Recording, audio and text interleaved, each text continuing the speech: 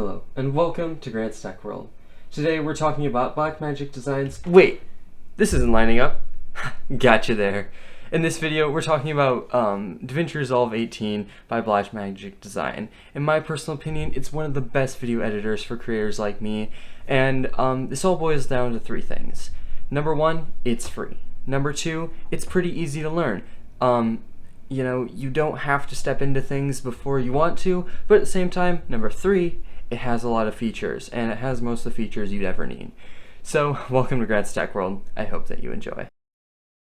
Alright, to obtain DaVinci Resolve, you're going to either type in DaVinci Resolve into Google Blackmagic Design, or go to Blackmagic Design, if I can spell right, design.com.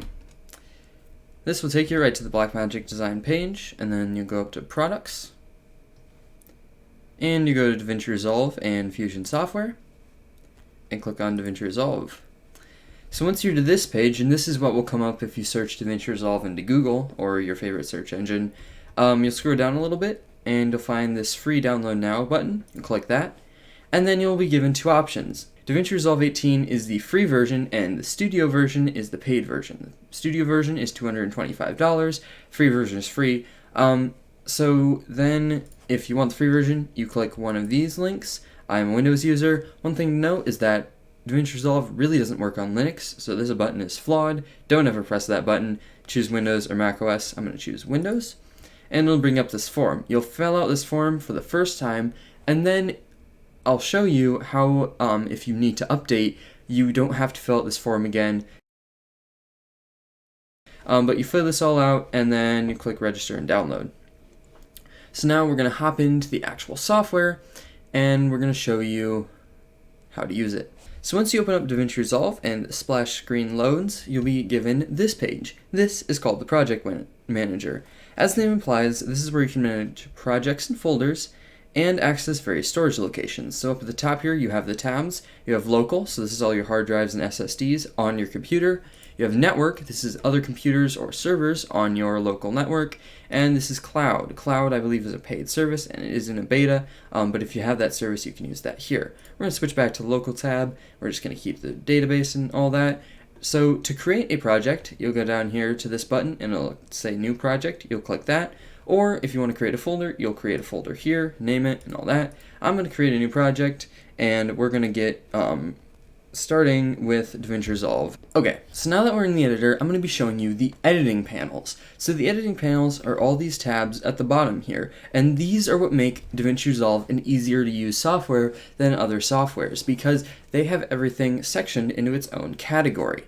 But before you get into the panels, you actually probably want to adjust the project settings. To do that, you'll go down to this little gear icon in the bottom right, click that, and it'll bring up your settings. There's a lot of stuff here, and if you know what it means, then by all means, check it out. But the big thing you'll want is the timeline format. This is where you can adjust things such as resolution. You can even input a custom resolution if you need. You can choose pixel aspect ratio. I wouldn't really mess with that. The frame rate and the playback frame rate, interlace processing, all of this stuff you can adjust here. But timeline format is the big thing. If you want to adjust anything, it will reset to the default 1080p at 30 frames per second, unless you change that in the presets category, but I wouldn't recommend doing that. Alright, so let's start with the media panel. This panel will be most useful for individuals who work on larger projects with lots of clips. Here you can view all of your mounted drives, so I personally have two drives, my C drive and my D drive, and you can also view footage and sort it into bins. So let's say I go on my C drive, and I go down to users, that one, and I go to my desktop. I can see all of my projects on here. So I'm actually going to click on video, and I have my projects here. So I want to import these. So what you can do is you can either just drag and drop into here, or if you're like in the edit panel, you can also right click and go to import media, or as you can see, you can press Ctrl I. So we'll stay in the media pool. So I'm going to actually just highlight all these clips and drag them into the media pool, and they'll import, and there we go. Now let's say I had a lot of clips. You might want to sort it into bins. Bins are basically DaVinci Resolve's version of a folder. You can right click and press new bin. This will create a new bin, which is basically just a folder. I'll title this folder, and then we'll drag all of our clips into there. And as you can see, that's it. Now, like I said, the media panel will be most useful if you have a lot of clips, but it's not necessary to use in a workflow if you don't need it. This is DaVinci Resolve's cut panel. This one's used for very simple edits. So I'm going to take this clock footage and drag it in here. So basically, the big thing is splitting clips. So if I just play it forward a little bit, I'm going to press this button, and we're going to split it here. And as you can see, it has this little split here that I can adjust. But this is most useful if there's parts of footage you want to chop out. So let's say I want to go to here, and I want to split it again. And then I want to press delete on the keyboard to get rid of that piece of footage. Then I can do that, and it splits it up real nicely. It's a really simple interface. This is mostly used for simple cuts. Personally, I don't use it just because I'm not working with massive amounts of footage that needs to be cut down and simplified. I usually just use the next panel, which is the editing panel. But feel free to use this if you find it useful in your workflow. This is the editing panel. This is, in my opinion, the most useful panel in DaVinci Resolve. And this is where the bulk of your editing can be done. Just like the cut panel, you can drag and drop clips. We'll take, what clip is this? This is a plant clip. We'll take this plant clip and we'll drag and drop it into the timeline. But you have more options for adjusting your clips. The big feature is the inspector. If you don't see the inspector right away, you go up here and you click the inspector tab, and you can see that shows and hides it. And so here you can see a bunch of different properties about your clips. You can zoom it in and out. We're going to leave that at 1. You can adjust the positioning. You can adjust rotation and anchor points. So if there's like a specific point in the footage you want to focus on, you can do that. Pitch and yaw, this is kind of cool. I mean, who doesn't want to make their footage look like you're sitting in the far right of a theater? I personally don't. I'm going to reset that. You can change a ton of stuff in here. There's all of it you can use. Most of the time you're just going to be using transform and maybe your compositing, which is basically just transparency. As well as that, you also have the effects panel. If you don't see the effects panel right away, you can, as with the inspector panel, you can go up to this and click the effects tab here, and you can see all of your effects. So it starts out in toolbox, but you have a bunch of different types. You have video transitions, audio, titles, generators, and effects. Some of these, be noted, they are premium. There we go. You can see that, yes, I'll have to pay $300 if I want to get a better, oh my god, stop. If I want to get better effects, so I'm just gonna stop there. But there's a ton of stuff if you want to use it, and there's even more if you buy the full version. And with the edit panel, you can also stack videos and clips, so you can stack this here, and you have multiple tracks for both audio down here and video at the top. You can also like mute tracks, change it to solo tracks, a bunch of different stuff. That's very useful when you're editing longer footage and really putting a project together. Alright, I have to scream over my computer now because... No, just kidding, just kidding. This is the Fusion panel. The Fusion panel is a node-based editor. As you can see, we have nodies. It's a node-based editor that gives you a lot of control over a wide range of properties.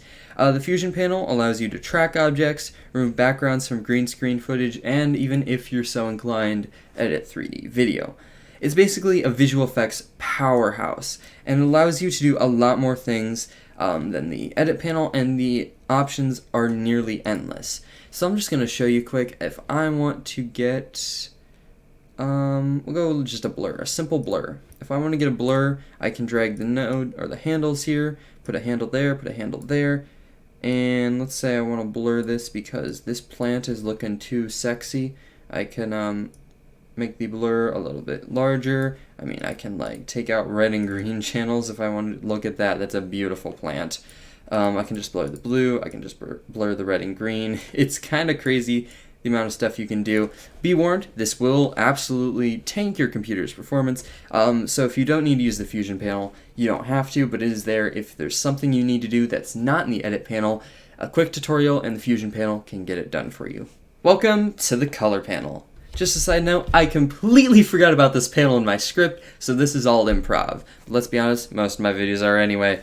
This is a blend between the Fusion panel and basically just editing color. So the color panel is also somewhat node-based. As you can see, I have a node here for my plant clip, the sexy plant. And if I want to, I can click on this, so that's highlighted red. I can scrub around and maybe even keyframe, but I can adjust a ton of stuff. So this is like the blur panel. This also has a little bit of tracking if you want it. You have, squares and circles and stuff if you need to blur out certain parts or adjust the color on certain parts. You have this picker thing. I don't know what it's for. I couldn't tell you.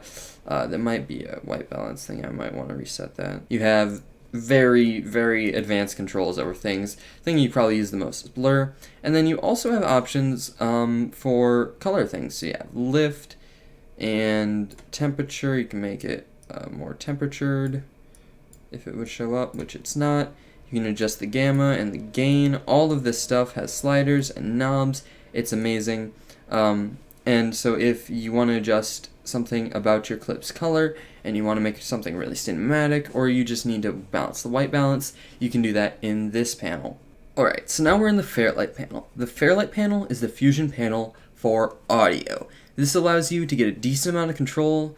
At least you have a decent amount of control in the inspector is what I mean to say, but you can get an even finer grain of control with the Fairlight panel. So you can limit audio levels. So let's say I just want to limit the audio. There is no audio, so you can see there's literally no audio. But if I want to adjust the ceiling, adjust the clips, release and stuff, I can do that. I can limit audio. I can give modulation. I can do pitch and all that stuff. The nice thing is it is all drag and drop, so you can just drag things into here and adjust your audio, and you have a bunch of meters and stuff to help you really tune in your audio.